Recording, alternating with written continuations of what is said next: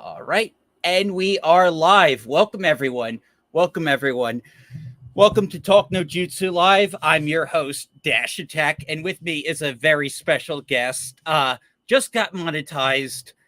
He's newcomer, up and coming YouTuber, Kaida. What's up? Yes. Yeah, I'm so glad we Very could new. finally. So glad we could finally do a show. I love hosting these shows. I love hosting these shows. I made so many good friends hosting these types of shows. So today I've got some topics laid out, but first, Kata, tell us a little bit about yourself and about your channel. Yeah, well, it's kind of easy to explain what happened to me. I'm pretty much made a video because I liked Assassin's Creed and I wasn't too happy with the decisions they were making with Shadows. And for some reason that blew up out of nowhere, just completely out of nowhere.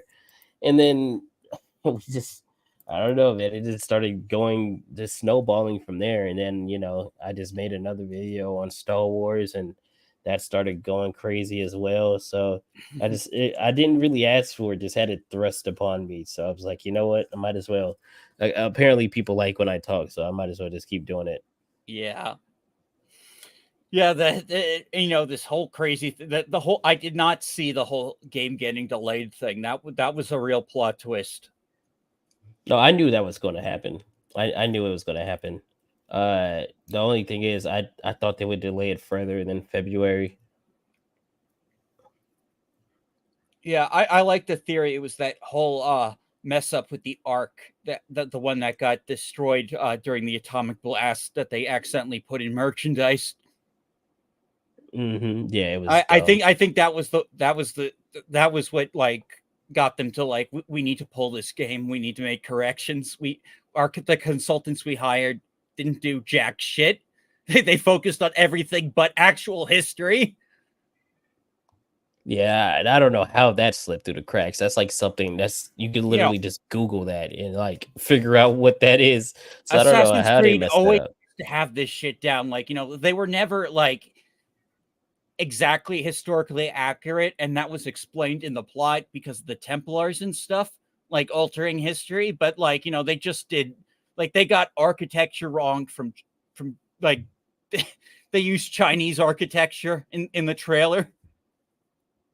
Yeah, I Just don't, bro. That was so dumb. Like that's why do you have Chinese? And then they didn't even get like the language characters right either. So it's like you're not even trying. yeah, that is oh, thank you, Orc. Yep, he's got your link right there. Ah, thanks, man. Thanks. Yeah, so that was crazy. Yeah, I know I started getting popular when I did stuff when I started talking about Hogwarts Legacy and ripping on Fire Emblem Engage. Fire Emblem is that that's a JRPG, right? Yeah, it's the Yeah. Nintendo JRPG strategy RPG. I hated fucking Engage. I hated it, and I hated how they fucked up the localization. Yeah, I didn't get too deep on that one because I've never been like a Fire Emblem. Fire Emblem guy Well, myself. So yeah, I played one on the GameCube, and he's that's why I'm an Ike main on Smash Brothers. He's like my favorite character. hmm I love I just he's just the protagonist of one of my favorite games of all time. And the game that introduced me to Fire Emblem. I love that game. It's very expensive game now. It's almost like $200 on eBay because dang, because it didn't sell very well. There's very few English copies. dang, that's a lot of money for a video It's a game. great game though. I like it. I'm sure there's a bunch of quality of life stuff you could add to it, but that's why my Twitter handle is Path of Radiance because I love that game so much. So anyway, we don't have a hell of a lot of time, so let's get into some topics. Okay, First off, have you been keeping up with this? Let me see if I can pull this up. The whole Dragon Quest. I saw a little bit of it with them changing the clothes in the remake, and then the people coming out saying that that was kind of mandated by people in the West that they had to do that. Oh, but other than that, I wasn't really I haven't really been covering too much on it. Yeah, so this is the interview that got taken down by Square Enix. I'm going to. Yeah, so someone has it. Someone has it right here. They thought they could not get rid of this thing. Now let me know if the audio. Let me know if we get audio. Well, not that it matters. It's all subtitled anyway. So.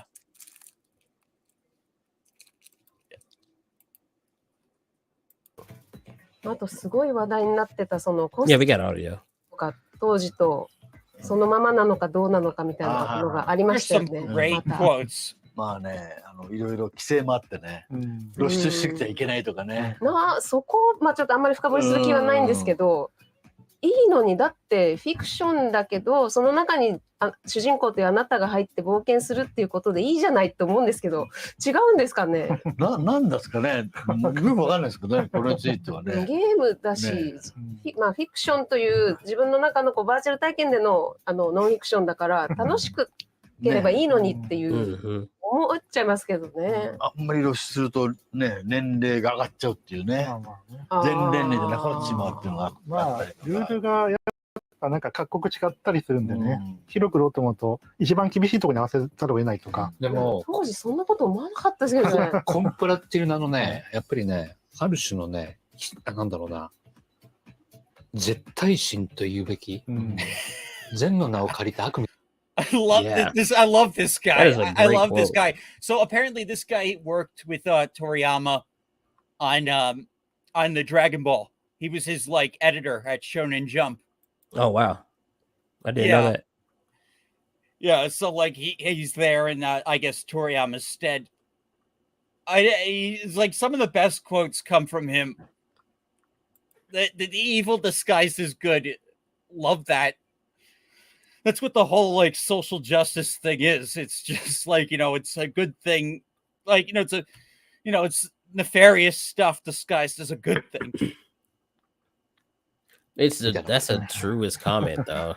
全員が不快感を覚えないなんてことはないわけ。だって不快なことを覚える動向でもいいわけよ。だって綺麗汚いとかさ、善悪って人それぞれに感じ方があるわけじゃん。で、物事はやっぱり根っこにあるのはやっぱり絶対やっちゃいけないことだけいくつかあって、それさえやらなきゃあとはいいじゃないって、そういうのがないわけよ。だからやっぱり英米の方から来てるその宗教的な概念から。Now, when they took down the interview, they said that the word sex education was mistranslated to Puritan, but that really doesn't change a lot of context regardless of that. And but I know when you see the word sex education, you think they're talking about all this stuff going on with the schools. Maybe I don't know, but I don't speak Japanese, but everything else I do think, because considering they took even the unsubtitled version of the interview they took down, so they said something they didn't like. Yeah, he just said it right there. When he was talking about with creativity, there's things that you can and can't do. We all know the obvious things you can't do, but as long as you're not doing that, do as you will. And that one right there, that there's a religious concept from the West, especially in America. We're talking about sex education, basically talking about gender and sexuality and how it's hyper. Well, they said sex education was mistranslated, that he actually meant Puritan, but that really doesn't change a hell of a lot. Yeah, it's literally the same thing. And then later they talk about how they don't agree with the whole type A and B thing. We're going to play that part. アメリカにあるじゃない。彼らのコンプラの考え方って本当ね狭い。でだから向こうでコミックス出した時に全部その年齢で区切ってやらなきゃいけない。少年ジャンプの漫画だったら13アップ、13歳以上じゃないと出せない。私は全部リテイク入れなきゃいけない。で、それを訴訟が起きるそのために保険も入らなきゃいけない。もうこんなね、バカな国とね、やるの本当めんどくさい。でそっから日本も悪影響を受けてやってるから、主人公もね、男女選べるんだけど、男女選ぶって書いていけないのね。タイプ1、タイプ2なのね。ねえ。これ男女誰が一体文句言うんだろうと思うんだよね。そうそうわからない。なんか、 He's right. Yeah. So that was the creator of Dragon Quest and Toriyama's old publisher. Or can't remember if he has a type A or B body. It depends whether or not if you're allowed to take off your shirt. See, type A. He's right though. Who's complaining about that? That's the thing. Yeah, he's like right about. even like a lot of these like SJWs, like they still will play like old games with that stuff in there. It's stupid. Like the whole thing is stupid, and like it's literally only done for the whole ESG bullshit. Yeah, for sure. Because nobody cares. Like, yeah, absolutely. I mean, nobody. In Dark and I don't know. I think if I can remember correctly, in the old Dark Souls, it was type A and B, but nobody cared because that's not why they're doing it. It was just type A, type B, type thing. Even in Elden Ring, it was the same way, and nobody cared because that's not why they're doing it. I thought they did that because of the new standards. I think it was like that on release. Well, for Elden Ring, yeah, but Elden Ring's like a newer game. Like, I know I've been playing Bloodborne, and that has male and female. That's also FromSoft. Okay. But yeah, they're not when they put that in there. That's not what they mean. So it doesn't even matter. Yeah. So I am a big Square Enix guy. I'm kind of like one of the only people that's not like absolutely gunning for them at this point in the content sphere. Like, whereas like I feel like everyone else, Hypnotic, Yellow Flash, especially Vera Dark, like they're all fine with putting Square through the coals. Me, I'm always like making excuses, because I loved Final Fantasy 16. I thought Final Fantasy 16 was great, but I have not gotten Square games when I thought there was like too much censorship or too much pandering going on, because like they are going in kind of an ESG wokish direction, but they just got a new CEO, and I'm hoping like with some of the layoffs that some of that is going to get changed a little bit, especially as they like change their business strategy. Well, I'm going to show you this latest controversy. Now, some people think like this happened because of Dragon Quest. This whole thing. Let me know if so this is someone who follows me on Twitter called Rabbling Filipino Nerd like me. I was telling you a little bit about this game, this little goody two shoes. It's a Yuri horror game, so where you play as this girl who likes girls, and you have an option to like romance other girls, but it's really just a horror adventure game. So they did this whole come watch our let's see, yeah, come watch our Pride stream, blah blah blah, Astral Shift, and then Astral Shift. Actually, you could see. You see, I think this was the thing that Astral Shift got really, really pissy. They're a Portuguese dev, even though they made the game like anime style. They're from Portuguese, so they blamed hate and homophobia for the backlash, when really it was just people saw this on the Square Enix account, assumed it was woke, and just dogpiled from there. That's really what happened. And no, keep explaining it because I'm trying to get all the info on it. Yeah, so Rambling Filipino, be Portuguese indie studio, make an LGBT game that can stand on its own and generally good regardless of politics. Get both dunked on due to guilt by association with Square Enix and dragged down by culture warriors on either side for outrage bait. literal collateral damage.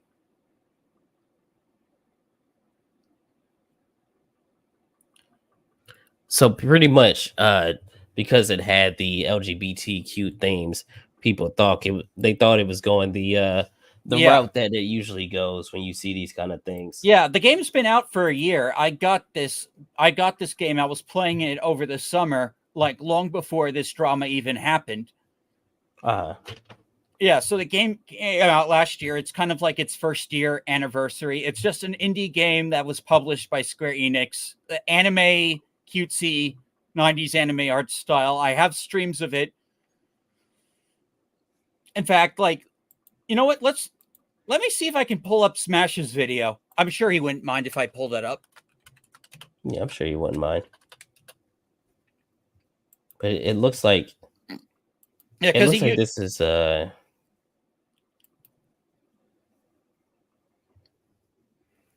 it looks like this is like just like a I want like exactly the reason why people don't like it when they promote like all this LGBTQ I know why. and stuff like that. Well, like, you know why. It's a psychological thing. I've been trying to explain that in my own video covering this, and then people like say, oh, well, like people are getting mad because I said Yuri isn't inherently like woke. Like, you know, gayness isn't like, you know, it's how it's presented. And when you present it under the whole pride banner, it makes it political. It's just obvious. It's psychology. Yeah, that's literally all it is. It's like, want to lose this and more? Keep Okay, watching. well- Have you seen this guy? The one that says, Step aside, Ubisoft. There's a new challenger in town for the biggest DEI champion, and that is the once beloved Square Enix and how the mighty have fallen. Yeah, so like definitely Smash JT just twisting that knife on Square. Oh yeah, so he's a lot of these guys are so much tougher than me on Square because of my bias.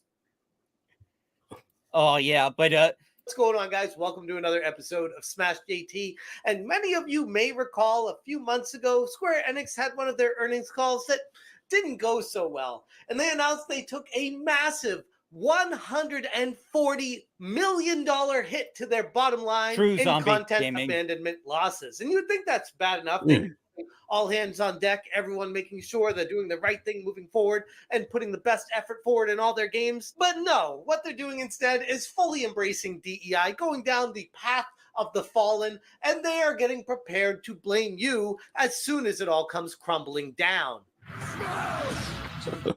Hit that subscribe, give me a like, and check out SmashJT.com for the full article breaking down how Square Enix has fully embraced the DEI death spiral. Square Enix continues to slap fans of their beloved brands in the face by pumping out the gay. And I didn't say that accidentally. What it feels like they're doing right now is pushing pride in everyone's face, shoving it down your throats, and maybe that's not the best simile I should be using right now, but you know what I'm talking about. Oh my- Everything that Square goth- Enix is that doing right goth- now isn't really for the can't even say gamers. the It's gender. not really guys. pushing the game to the forefront. If anything, it's using a lot of things that have nothing to do with the games themselves, trying to prop them up with some sort of weird marketing push. Like I said, ESG, like, you know, it's like they Yeah. have, like, unfortunately, Larry Fink has got his dirty hands on Square Enix, and they try and do that to offset costs because their games are very expensive. It's unfortunate, but like, you know, it seems like these like ESG companies have their hands in a lot of Japan stuff right now. Yeah, which is like you said, very unfortunate. It is very Very unfortunate, much. especially like if you're a fan of like their work, because like even with like, you know, all this ESG stuff going on with Square, they're still making a lot better games than like the West is. Like it's like Western games, like, you know, because like, you know, they still have like the talent and structure in these Japanese studios. So like the games are like competently made. It's just like if they have like these little woke nuggets on them. And like, you know, the Western marketing and the localization. So there's like a lot of factors of whether or not like a Japanese game is going to be good. But I'm rambling. So let's continue listening to to JT. Their recent actions, from opening their own internal DEI department instead of working with Sweet Baby Inc. supposedly, all the way to attempting to censor the Dragon Quest interview at the Tokyo Game Show 2024, was enough for me to start questioning what Square Enix was doing behind the scenes. And their latest tweet exposes all of our fears. Looks like they're coming to fruition. They posted on the official Square Enix Twitter account, "Come join us for our Pride live stream featuring Little Goody Two Shoes at Astral Shift Pro on Tuesday at 11 a.m. PDT, 7 p.m. BSD.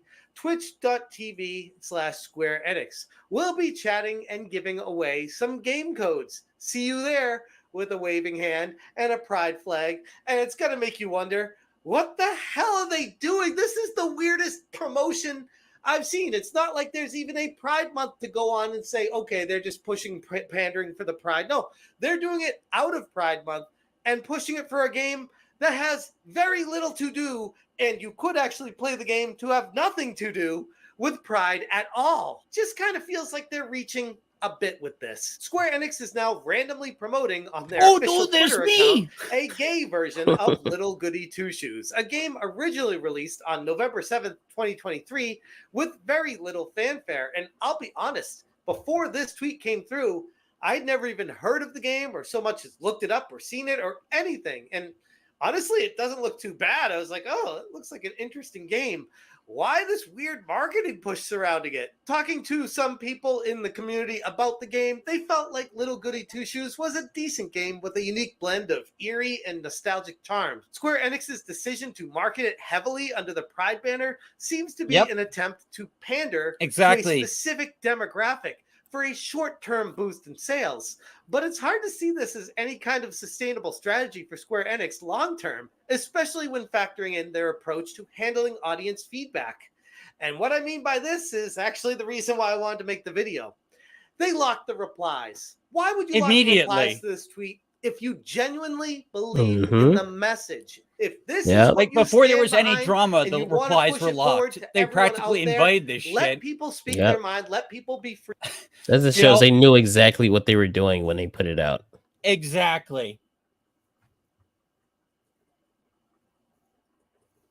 Oh no, I actually started Halloween Horror early this year because when I went to vacation, I had to play games on that I could run on my laptop. So I decided to do the Halloween stuff early. So I got an early start on Little Goody Two Shoes. I was originally probably going to wait till October, but now I'm so booked between Bloodborne and Dead Rising off the record. So many, like, I'm not sure if I'm going to finish any of my Halloween games before the month's out. It's kind of a nightmare. I think I'm nearing the end of Little Goody Two Shoes, though. So there's that. Good thing I got a head start. Free to talk about it. You cannot control the narrative by doing it, because by trying to silence people, people are going to start talking about it more, and that's how you get more eyeballs on a situation that you don't want.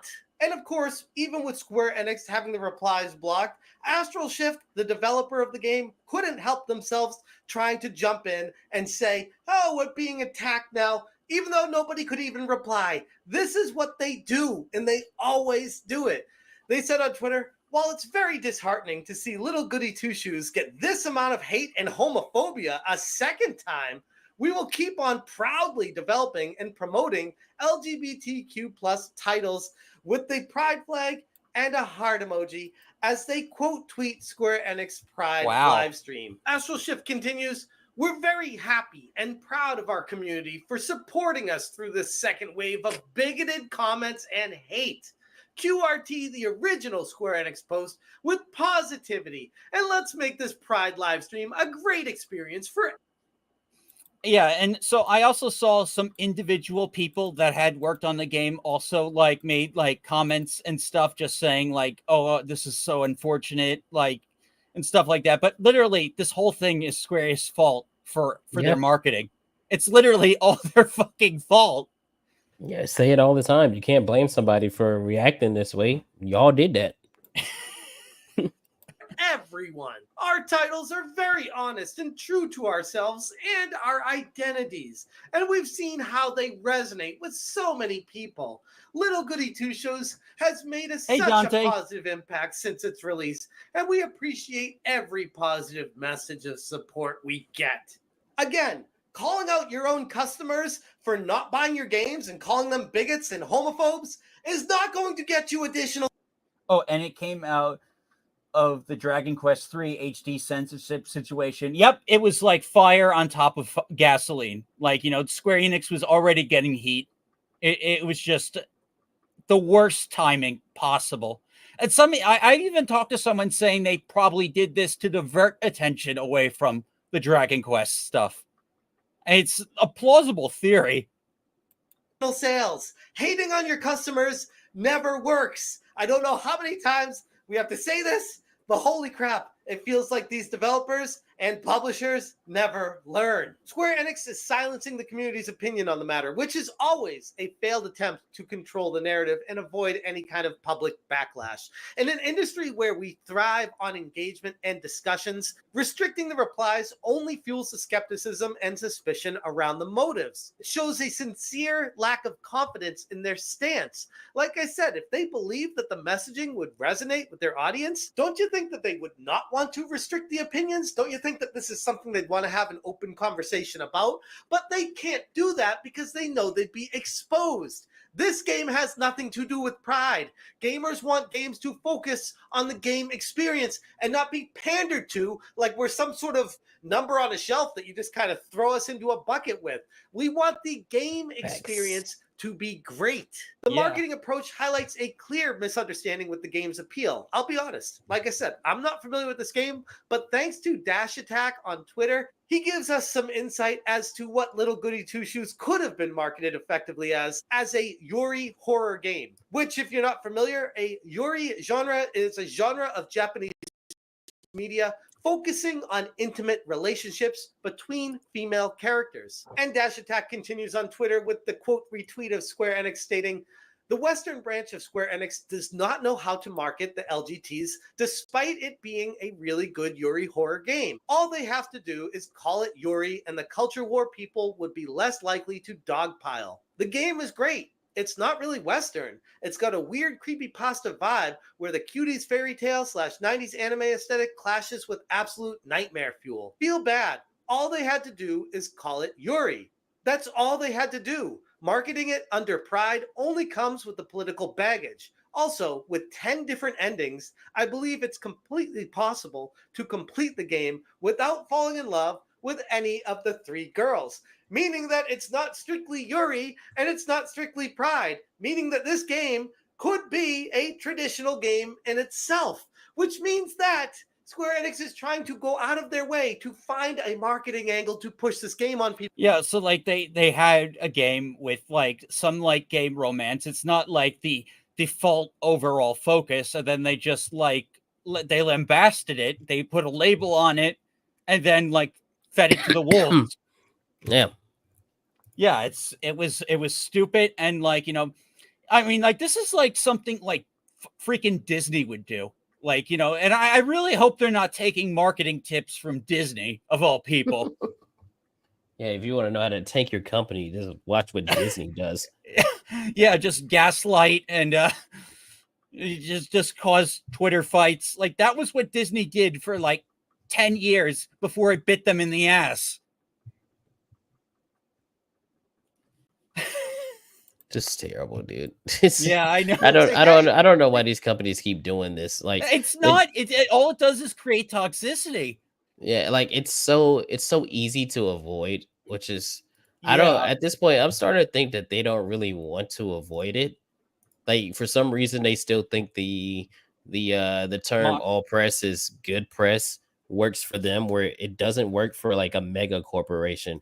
Like if you're like getting bad press, that could hurt you. Like look at Ubisoft. They get nothing but bad press. What is that doing? Their stock is going down. Their company might be done in like the next year and a half. So why would you, of all gaming companies, you put out miss after miss, besides, you know, Final Fantasy, all your other games have been crap, like in regards to like sales and things like that. So why would you then go out and say, you know what we're Well, gonna like do? they made Forspoken specifically Yeah. for the modern audience crowd, and it was a complete failure and killed the studio. Complete flop. And Yeah, it's like so at that point you would think you wouldn't want to keep doing that, maybe. I don't know. you well, know. maybe not on a high budget level, but this is a low budget indie game made by some like small development team in Portugal. Like literally like so like yeah, so like you know like I understand the logic behind doing this and marketing the game like this. I also think like it's not like, you know, because a lot of Yuri sells without this type of labeling, like Yuri manga. Mhm. Like it doesn't need that. Like, you know, you don't need to put like flags or anything to sell like this type of game. Let the game speak for itself. I've But never you know, I guess I'm just old fashioned like that, I guess. Or I just like I have like it's because I don't see things through like this identity lens, and yeah, it is frustrating, man. It is really frustrating bet how it these is. companies keep making these dumbass fucking mistakes. But it is when Okay. you just like something and you just wanna Yeah, I look like at the something. game. I think it's a great game. I think like, you know, it's not obnoxious at all. But like, you know, this whole play. So this was pretty this was disappointing. You can be gay in this game. Buy it. Buy the game, gay people, please. Instead of leaning into the game's genuine qualities, like its narrative depth, the creepy atmosphere, and multiple endings that make it possible to complete the game without engaging in romance, Square Enix opted instead to tie it to explicitly pride. The result is that instead of the game standing on its own merits, which I'll be honest, looks pretty interesting, it now has been linked to a broader socio-political conversation that will certainly alienate many potential players that would have potentially picked it up otherwise, but now seeing this stuff, they will steer clear of it by.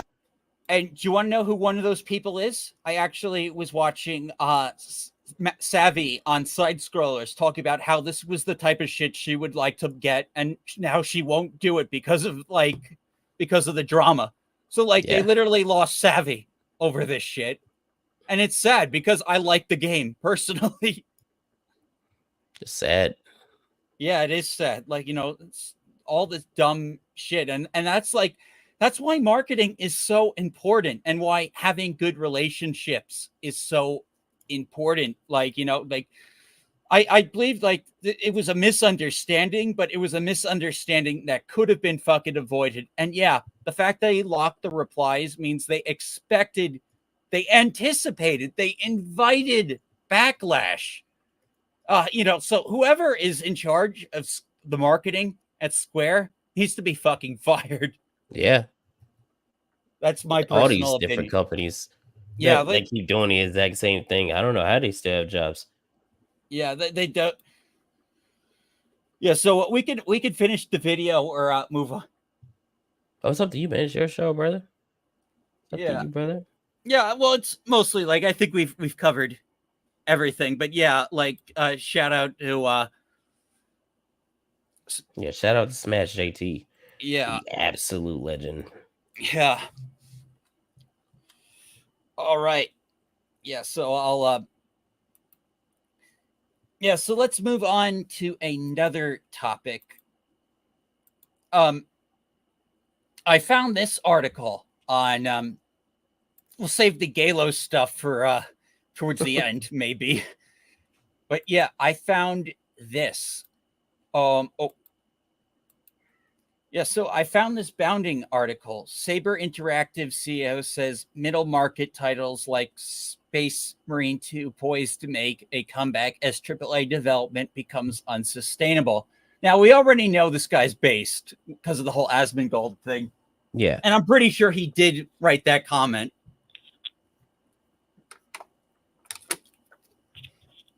Yeah. So, okay, so let's read Spencer's article. In the opinions of Saber Interactive CEO Matthew Karch, not only having ballooning budgets resulting in AAA video game productions becoming outright unsustainable, but the current reckoning taking place across the industry is opening the doors for a new era of middle market titles, meaning AA gaming. And I think that's great because like sometimes less is more. Yeah, I like more games like that. Like Space Marine 2 isn't it, bro. It's like the The like a campaign was 360 game back in the day, man. Just one of like those it was a games you short play and campaign. you love it.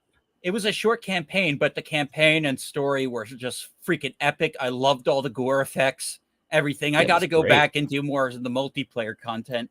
Multiplayer is so much fun too. And they got the operations. It's just like it's just a game.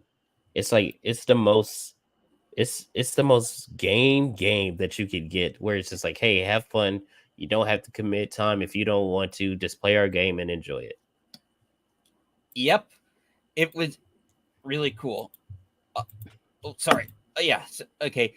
Following a reflection on both Saber Interactive's Gudge weighed in on the current turmoil across industry during a recent interview given to IGN's Rebecca Valentine.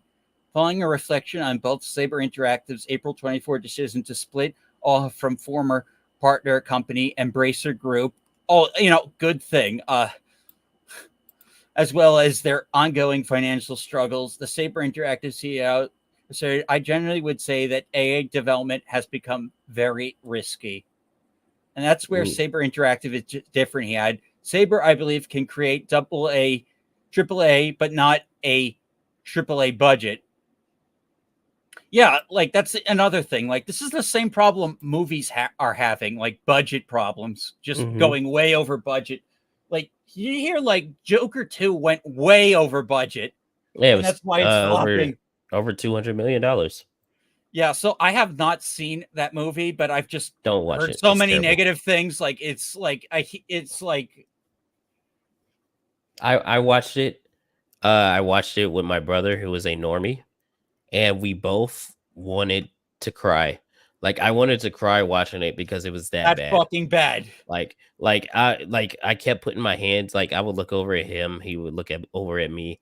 Like the singing parts, every time they started singing, I got so frustrated. Oh wow, even that sucked, huh? The thing that sucks the most is you can see the actual movie in this movie. It's there, but it keeps getting like the momentum keeps getting killed every single time. Like the courtroom scene in that movie between the Joker and the small guy, best scene in the entire movie. It was actually genuinely good.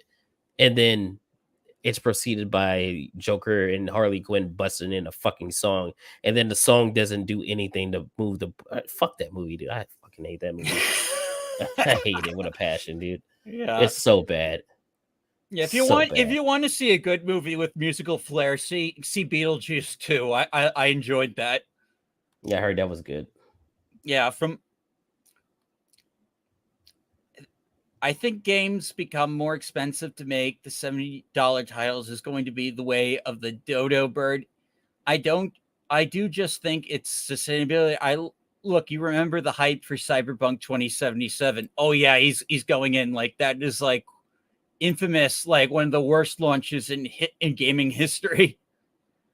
Which I think actually ultimately performed okay, but when the expectations are so high and so much money is put on into one title, it's a huge risk for a company that's doing it. What if it fails? Yeah, you remember what happened when Ubisoft a couple years ago, all their titles slipped out of the year, and then all of a sudden they were in an entirely different place. It's hard to recover from that. I think the market is going to shift to development, which is not necessarily low quality, but is going to be an emphasis on trying to find ways to reduce costs. Yeah, people want polished games. People want like games like, that are worth their money. That's the secret. Yeah. I think Space Marine is just that. It has like a good, solid single player campaign that's short, but like at least challenging, especially if you play it on single player. Dude, this game is so much fun. Oh yeah, I was so much. I was playing with Dread Roberts. We were playing this. Oh my god. Ooh, yeah, it's going in, man. This is not the first that Arch has offered a stark criticism of the state of, and a comment left on. So so then Spencer talks about the Asmongold stuff that landed him in hot water. But he was absolutely right. Like, do not hit us with an agenda. Just make us a fun game. Exactly. It's not that hard. It is not hard at all. But this is kind of like a problem with like society in general, is that they have this whole cult mindset with this progressive agenda just drilled in that it needs to encompass everything, or and even if you agree with some of that stuff, it's got to be tiring. You got to get sick of it at some point. Imagine if they did the inverse with conservative politics, with just MAGA Trump propaganda in every game. And it's just no one wants this shit. We just want to have fun. If there was a game that was super hardcore conservative, like you said, a MAGA game, I wouldn't want to. I mean, that sounds cool and all, but it's not something I would want to play. It's not. If you go one way or the other, that's not what somebody wants. They just want, especially in gaming, they just want a common middle ground where you could just play a game. It doesn't matter what your personal politics are. We just want to play a game. Like a lot of people that worked on Halo back in the day, even though they were a bunch of white dudes, you could tell a lot of them were leftists. You know what I mean? But nobody cared. Nobody cared. They made a fucking awesome game. I mean, Halo. I mean, Halo is a pretty patriotic game, in my opinion. It is. It's all about humanity surviving. There's unity to it. I the themes in when you start seeing the female Marines in Halo 2, that meant something, because it meant we're all struggling to survive. Yeah, nobody had a problem with well, it wasn't DEI. It actually just felt the desperation. We're all fighting together to or we're done. Yeah, it's called the UNSC. You know what I mean? It's the entire planet. So of course there's going to be some Asian dudes, some black dudes, Mexican dudes. Hell, there's going to be some females. They've been females since Halo 2. Nobody complained there were female Marines, because it's the entirety of humanity fighting against aliens. So yeah, nobody's like, ugh, why are there female Marines? Or why is Sergeant Johnson black? I always bring that up when people talk about that. I'm like, Sergeant Johnson is the most popular character in Halo besides Master Johnson, Chief. I mean, remember how emotional his death was? When dude, they actually killed him off at the very end? Oh my god, devastating. So upset, bro. And then it's Master Chief, Cortana, and Sergeant Johnson. And then you have Arbiter, who is voiced by Keith David. Oh my god, Arbiter is the best. And Keith David's voice is like sex, man. Bro, it's great. His voice is amazing. So it's like, come on, man. You can't sit here and say people don't want this stuff. They just don't want you to project. That's all they want. I mean, Arbiter is some would argue he's a better written character than Chief just because of his arc. He is. Chief's a badass, but Arbiter is more human than Master Chief, if you ask me. Yeah, technically, you're right. He's more in tune with his emotions and stuff like that. Yeah, definitely. He felt he gets betrayed so hard. I guess twice actually. Now. First by the he gets humiliated, branded in front of the entire Covenant, and then gets this second chance only to be discarded again. Yeah. Oh, it's so good. God, I want to go back and play the OG Halos now. Halo 2 is one of my favorites. Oh my god. Yeah.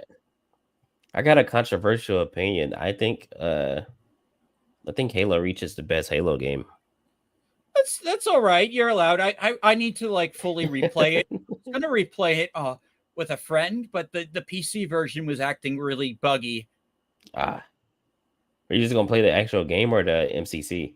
No, I was we were going to do a co-op campaign. Yeah, Master Chief Collection. Yeah, hell yeah. I've been thinking about doing that for a while now. Yeah, I'd join you. Like if you wanted, we can do like a big co-op game. Yeah, but love Halo. Yeah, so I guess maybe now, now that we are talking about Halo, I guess that would be a good transition to talk about the Halo stuff. Let me just see if I can find it. Oh yeah. Okay. Present.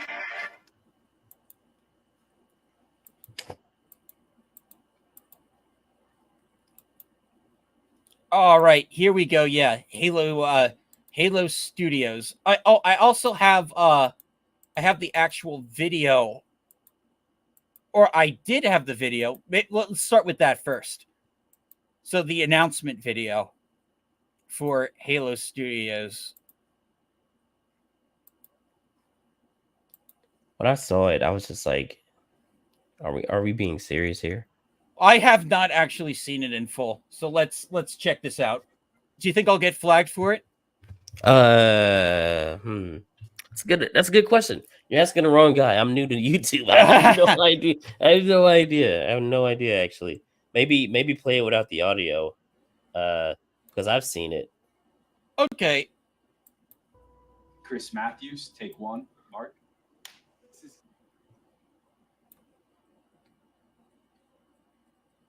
But yeah, a lot of so pretty much a lot of these people that you're seeing on screen, talking about Halo. rebranding Halo and stuff like that, they've been there. Like a lot of except for her. She just came in last year on Halo. But a lot of these people have been working at 343 this entire time. And she's COO. And oh man. Don't get me started. Like, I don't know. I mean, Keefke Wolfkill has also been there a long time, and she also didn't see any problem with the Halo show. That 343 signed off on a Halo show. I know, it's so crazy. They fucked up so fucking bad. They made Chief so unchief. Well, the thing about this, like this whole announcement and this whole thing is, okay, y'all are rebranding from 343 to Halo. What's the difference? You were already only working on Halo. You already were. Yeah, so you're not changing anything. Where's the campaign DLC to Halo Infinite's story? Yeah. Weren't we going to explore the rest of the ring at some point? Like, you left it all on a cliffhanger. Finish that fucking story. Yeah. And the thing is, y'all already have been working on Halo. So you're not this doesn't change anything.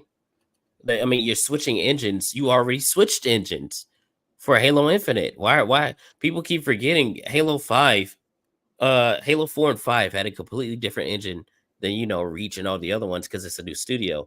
And then 6 had a new engine than 4 and 5. And now you're saying that the next Halo was going to have a different engine than 6. Well, so it's because the engine they built is unstable as hell. That's kind of the problem. That's the thing, though. Everything they're saying in this video, they already said it. They've already done this. They've done this song and dance when they announced Halo Infinite. We're going back to our roots. We're bringing the game back to the way it was. We're on a completely different engine. Everything's going to look better, and all these other things. Everything they're saying in this video, they've already said. Well, it almost reeks of like every time Star Wars tries to go back to the original trilogy and just recycle stuff from the original trilogy in their marketing until everyone got sick of it. Yeah. I mean, we've seen, the thing is, I guess I'm the only one on the internet that sees straight through this because it's like they already said this. Yeah, wasn't Halo Infinite already like the Force Awakens of Halo? Didn't we already just get a soft literally the whole game built around Mission 2? You just did this. You literally just did this. Hey, remember the flood? remember the flood? I remember the flood. Unreal Engine 5, yay. Which Unreal Engine 5 is not a bad engine. It's just I look at this and I'm like, it doesn't move me at all because for one, you already did this, and for two, it's the exact same people who put Halo in the position it's in right now, and now not only that, you added a fucking a chief whatever her fucking position is, who's obsessed with diversity, equity, and inclusion. So you're just you're digging yourself in a hole while trying to act like, oh, we're changing, we're going back to the way Halo was. No, Or you're how not. about the fact that like Halo Infinite is now basically Fortnite? Yeah, literally. You have to Like- pay for fucking in Halo Reach, you know how you had to get skins, you played the game. In Halo 3, you know how you had to get different armor sets and the Hayabusa. You remember Yeah. the Hayabusa, how you had to get that? Hayabusa Yeah. armor, yep. You had to play the goddamn game to get it.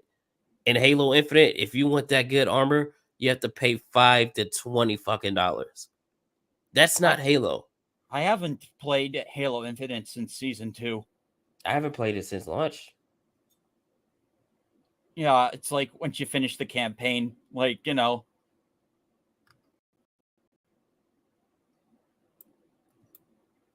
So wild. Yeah. Let me skim through this. Yeah, it's just a bunch of demo environments. Yeah, they don't show any gameplay. They don't show any gameplay in this. Well, I mean, like this Forerunner thing that's like cool by a flood. That looks like it would be like a cool level for a campaign. Yeah. If they actually showed like, OMG, the flood's back. That might get people excited. It would also undermine 3's ending, but like, we're desperate at this point. At this point, I think I don't know what they do. Like, what even is the story going to be? Well, I don't know. Whatever the Undying are. Just come up with something new. They're going to keep talking about the brutes. I mean, because you had 4 and 5, or not even really 5. No, 5 did deal with the Forerunners. It did deal with the Forerunners. Yeah, I didn't even finish 5, like, because of the co-op base. Like, no one wanted to play. Yeah. Yeah, so I didn't even finish 5's story. I hear like people don't really like it. They kind of see it as like the Force Awakens of Halo. It's not a good story. You barely play as Chief. You're playing mostly as Locke. The fact that they advertised Arbiter being in Halo 5 and then he's barely in it. Yeah, he was in for like 2 cutscenes. Literally, like 2 cutscenes at the beginning of the game and near the end of the game. You're playing as Locke the entire video game. And then at the end you have your confrontation with Chief and y'all barely have a 1v1. It's like a 20-second cutscene. Oh, that's super lame. Almost as lame as the final boss of Halo 4. Yeah.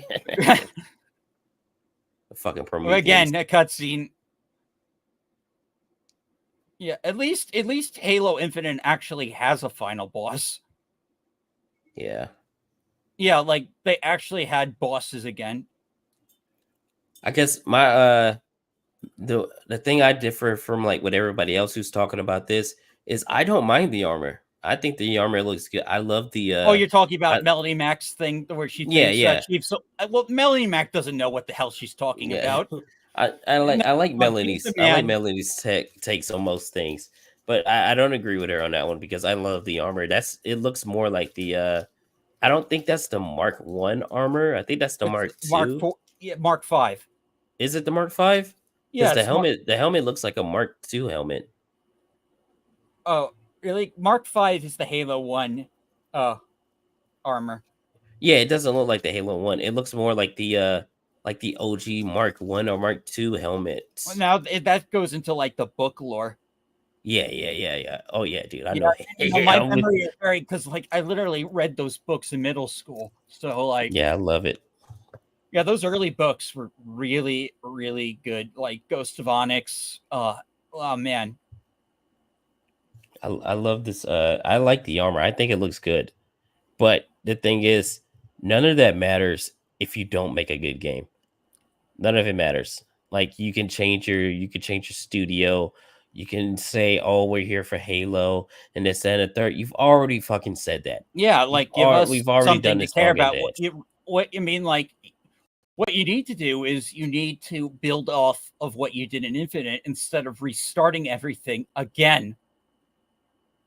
You know, it's Exactly. like that 343 cannot commit to an idea.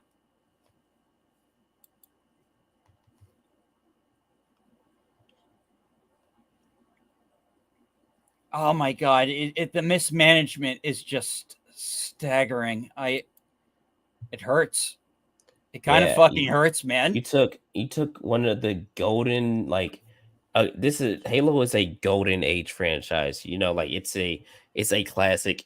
Halo was when you thought about video games like You thought of console Halo. games, you literally thought of Halo. When you thought of FPS, you thought of Halo. If it wasn't for like Combat Evolved, I don't think FPS would have been where it got to like in this day and Literally age. I think Halo revolutionized 2, matchmaking and multiplayer. yeah, Halo 2's matchmaking online, I think that was like the catalyst for online multiplayer, like for co-op on or not co-op but for consoles. When they had that online for Halo 2, that was really like the jumping off point for console online. Even though Halo 1 had it, Halo 2's was so much better and everybody was on it. Hell, I was just fine just playing split screen. Yeah, me multiplayer. too.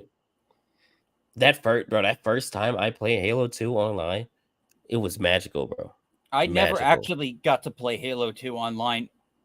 I I had to played take it through my Chief Xbox. Collection, but I had never to take my Xbox to my friend's house in order to do it because we didn't have internet at my house, so we had to take it to my friend's house. Yeah, thing is, I just didn't want to play for Xbox Live. I didn't get Xbox Live until the Shimmering Isles DLC for Oblivion. I got it through because back then when you used to buy games, you remember the little pamphlets that they had in some of the game cases. I got one like a code through that back in the day. I got really lucky. I think it was only like for a month or so. That purple hair lady only like shows up in this video like once, yet she's the one everyone's like talking about. Mhm. No, I mean chief of staff, that you'd think that's like president or something. She's in charge of who works there. What? She's How in charge. how does someone like that get like top position? I just I don't think went Microsoft. through, I just don't think Microsoft even gives a shit about Halo anymore. They might say they do, but really, like the way they've treated it over the past like couple of years, they really don't. Yeah, I went through her IMDb or not IMDb. I went through her LinkedIn. Yeah, I went through her LinkedIn, and she did research for like consumers for Microsoft, and all that she focused on was literally DEI, diversity, equity, and inclusion.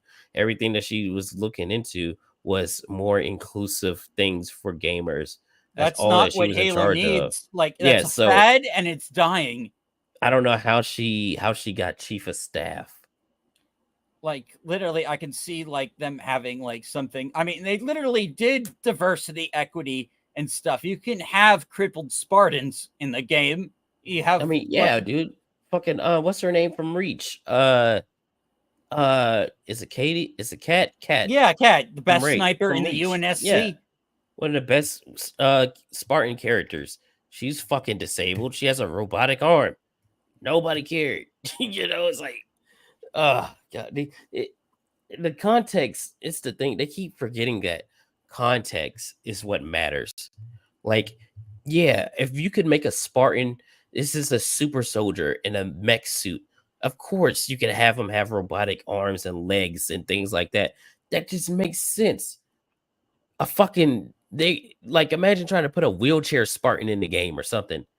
Well, have you seen the? I've seen some AI art thumbnails of a fat wheelchair Master Chief. Yeah, I've seen it. Oh, it got me laughing. It's like all the DEI memes. Oh, I put one in the I put one in my video from the Bugle Daily where he made an AI one. oh yeah, that guy's funny. I'll have to scroll through his Daily Bugle. Yeah, he's awesome. Yeah, context. Context matters because it's they always like to bring up like if such and such release nowadays, you would call it woke, and it's like no, context matters. Well, We you know see, back we're then, calling they these didn't things what ask it for is. special applause for doing it. Exactly. It was just authentic storytelling.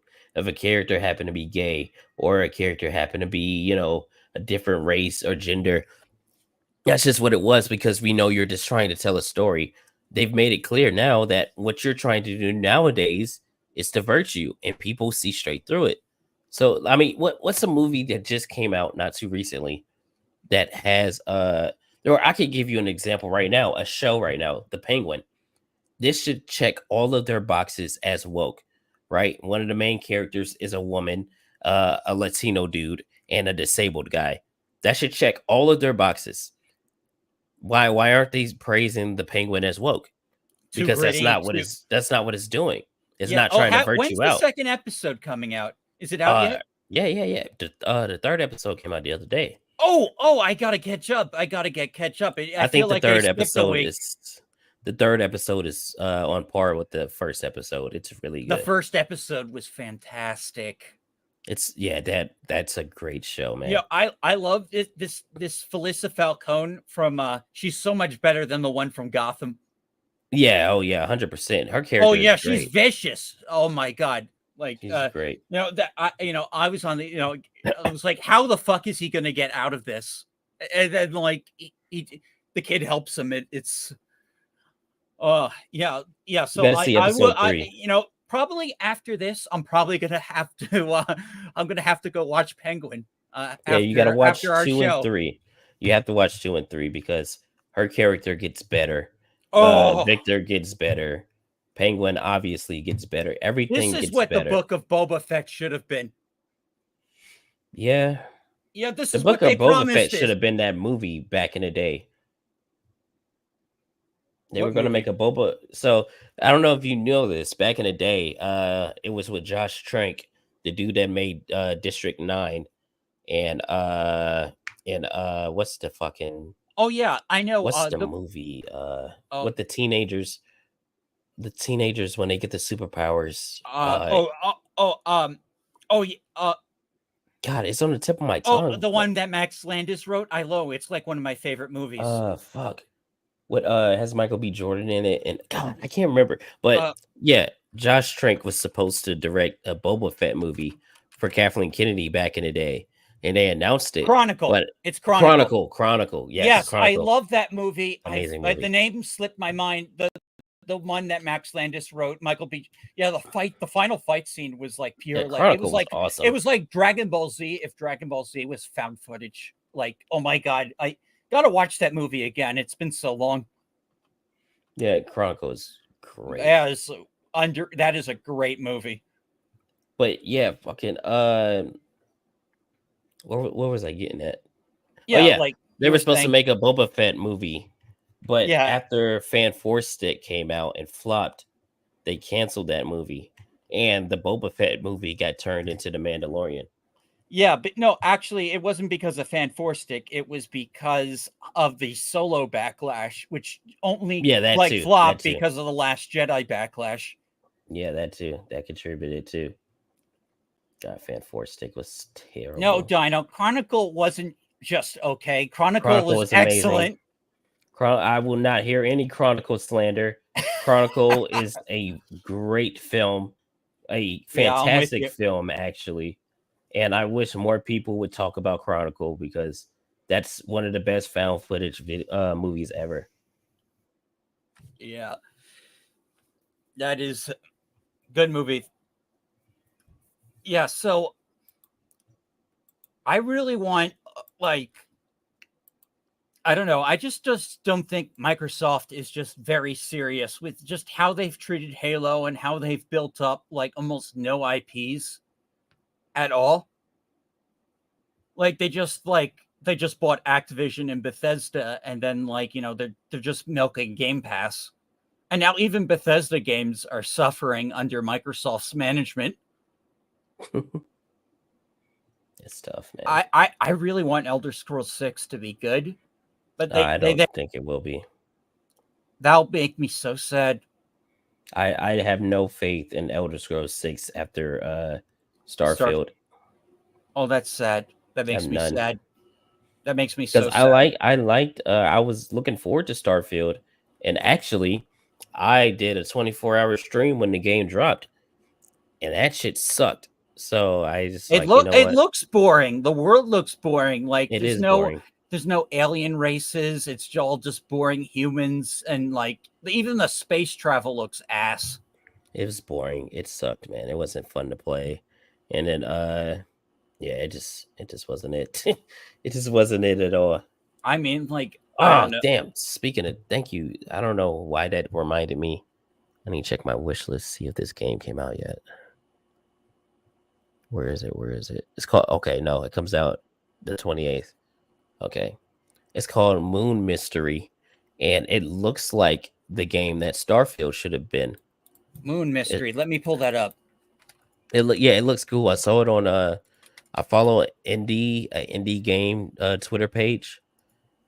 And they released this, and it looks awesome, to be honest. It really does look awesome. Like I want to play this. Okay, I'm pulling it up right here. Let's take a look. It does look like Starfield, but it looks like more shooter focused. Yeah. It's a straight single player game, and yeah, it looks great. Looks great. This looks like something releasing in October 28th. That's in 2 weeks. Yeah. I will be buying it, and I will be playing it. It'd be a game to test out my new PC.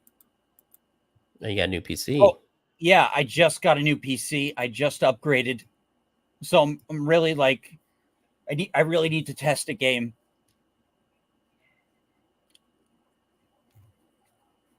Yeah, so yeah, I'll definitely be keeping an eye on that one. Oh yeah, I got a lot of games in my in my wish list. The next game from the people that made Dead Cells, they got a game coming out in a few weeks too. Oh, nice. It's called Windblown. It looks awesome. It's another roguelike. Oh my god, you're making my backlog. I still need to play the new Zelda after Halloween's done. I still need to beat Visions of Mana, which is fantastic, by the way. I wish more people would talk about it. It's really good. I still need to what game have I been playing? I haven't beaten Black Myth Wukong yet. Well, I imagine it is a Souls game, right? I wouldn't say so. I mean, a lot of people say so, but I think it's more of a I would call it more of a like an action adventure game than a Souls like. Yeah, I think that fits more the Monkey King for character action. I think, knowing the Monkey King legend, I think that better fits the character as having more DMC style gameplay. Yeah, I wouldn't call it a Souls like.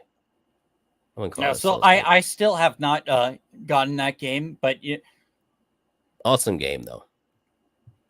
So far, I'm about halfway through it. Yeah, and, of course. Are you a Sonic fan by any chance? I would say I'm a casual Sonic fan. Casual Sonic fan. I'm not like a hardcore like Leon. I'm not a hardcore Sonic fan. Yeah, like me and Leon are kind of like the lore experts. Yeah, I'm not a lore expert. I don't know shit about Sonic lore. The only thing I can help you with is the comics, either Archie or IDW. I can't help you there. I'm just bad with comics in general. But a lot of people read those IDW But you know, as far as the games, I know I'm very, very good. Like, you know, I've done like all these videos. I've been trying to explain to people Shadow's backstory. Oh man, Sonic X Shadow Generations. I am so fucking pumped. No, the last Sonic game I played was that open world one. Oh, Frontiers. Yeah, that was decent. A lot better than I didn't like but it. a lot better than Forces. Forces sucked. Ooh. Yeah, Frontiers was I didn't good, like but the thing is, like, you know, it can get kind of boring at times because of how, like, you know, it's very light on story and it's just very big on ambience. So it's very different Sonic game. Hey, Riot Kitty. Yeah, so that was like my like. So But yeah, fuck Halo. Oh yeah, yeah. The current Halo, modern Halo, especially fuck the show. Yeah. Oh, Rest in piss. Show. Yeah. So another bounding article I saw. So apparently Square's got another game coming out. And I was looking at the gameplay for it. So apparently this is from the creator of Final Fantasy. It's got this game. I think this game was an Apple Arcade game at one point. I don't know, but it looks I don't know, the gameplay looks like PlayStation style Final Fantasy with the open world map. You'll see in a minute where they're walking. Am I doing the screen share? Yeah, I'm doing the screen share. I thought I'm see it looks, it's like Final Fantasy 7 right there. I don't get the reference because I've never played Final Fantasy. Or like any of them? No, I never played them because I don't know why. Growing up, I always thought Final Fantasy was something like Kingdom Hearts, so I just never wanted to play it. Well, actually, there is connections to Kingdom Hearts. Like, you know, like Nomura, like the writer of Kingdom Hearts, wrote like some of the Kingdom Hearts games, and some of those characters from those games appeared in Kingdom Hearts. But yeah, I just think the problem is Nomura is just kind of a terrible writer. Like, people like think he's so great because he worked on Final Fantasy VII. He's actually kind of a terrible writer, in my personal opinion, and that's why Kingdom Hearts story is so fucking convoluted.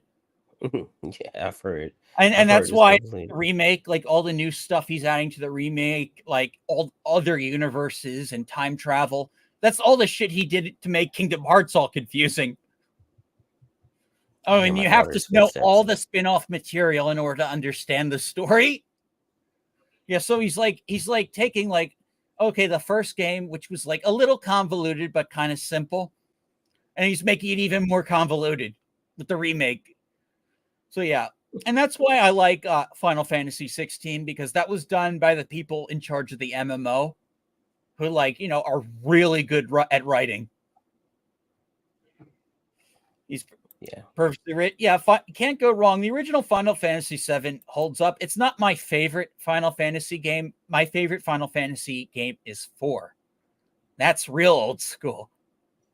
But like, if you look at 4, it was like one of the first like really story heavy like games that would like, it was ahead of its time with like cutscenes and narratives and story arcs. I also just love Cecil as a protagonist. And zombie. I like Kingdom Hearts, but I agree the spin-off game stuff was a little ridiculous.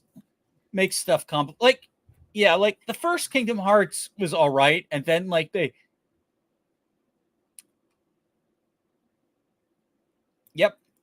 one with Cecil. That's right. Cecil is like one of my favorite protagonists. My second favorite, it has to be Clive from the new game 16, which is still like kind of controversial because it's more of a character action game like Devil May Cry than an RPG. It was also like PS5 exclusive, so like people are just playing it on PC. But I love the game. I thought it was like a great story. I'm big Final Fantasy. In fact, I'm going to be cosplaying as Clive for Comic-Con. So I'm really hyped about that. That's awesome. Yeah. That's awesome. What time is it? Oh, Yeah. So I'm running out of stuff to talk about. no, you're good. I gotta get ready to get my daughter ready for bed here in a little bit anyway. So yeah. Yeah, we can end around here. It's fine. I like I said, like we've basically talked about everything I want to talk about. Oh, I was going to mention Dead Rising. Yeah, we can spend the next 15 minutes bashing Capcom. Possibly. I got like 5. It's close. Oh, to 5 8. minutes? Yeah, I can do it in 5. Fuck Capcom. Fuck Capcom. Are you a Dead Rising fan? Not really. I played them back in the day. Yeah, but you I know, played what's your opinion on Dead Rising Demake? It looked like they changed too much, and it honestly, like, graphics aside, I just don't see the point. It doesn't look like it has the same appeal as the OG one. Yeah, I feel like it completely missed the freaking point of it. Like, you know, removing the erotica stuff takes away like so much of the cheeky humor that makes up Dead Rising as a franchise. Yeah, and that just really just feels like they missed the freaking point. Really pissed me off. Yeah, it doesn't look appealing at all. Dino Crisis is a really good game. I play a little bit of Dino Crisis, just a little bit. Yeah, I gotta track down the second game and play that at some point.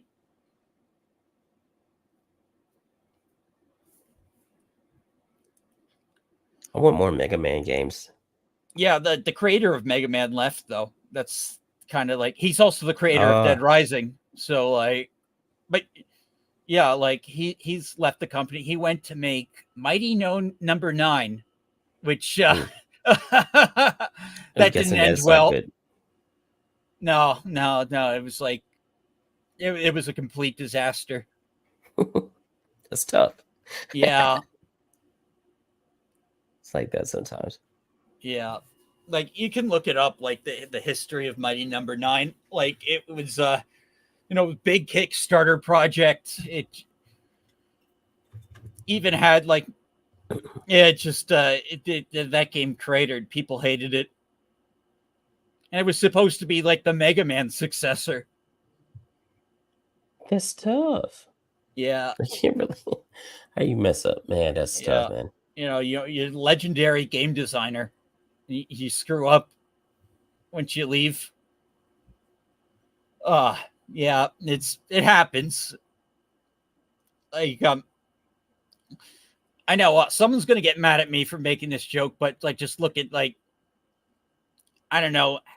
Someone told me Star Citizen actually exists. I don't know where to buy it. Someone got mad. Scam. That game has been in development since I was in high school. I know. 2000. I remember the first time I heard about Star Citizen. It was like 2011 or 12, and I graduated in 14. I think we'll get Star Citizen around the same time we get Half-Life 3. Yeah. So never. All right, so I'll let you go. Everyone, thank you all so much for tuning into the show. Thank you so much, Kaida. You were terrific guests. Hopefully I can do this, get someone else on at some point. I love doing these shows. I love doing Talk No Jutsu. Been doing them, like, for so much. So then, if you want to catch like any of the older episodes, they're all on a playlist. Anyways, thank you all so much. I'll see you next time. Dash Tech out. Peace out.